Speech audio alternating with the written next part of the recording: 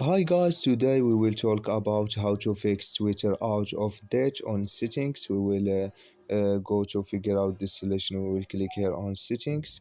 Then we come here to settings window here and we will go down.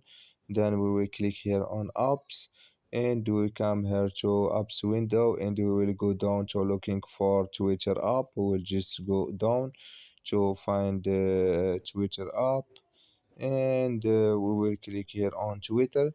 Then we come to this is window. We will click here on force stop and we will click here on OK. Then we will click here on storage and we will click here on clear cache and we will click here on clear data, and you just turn off your Wi-Fi and turn on it and it's going to work with you. So that's all now. Thank you for your watching. Don't forget to support us by like and subscribe, and see you in next video.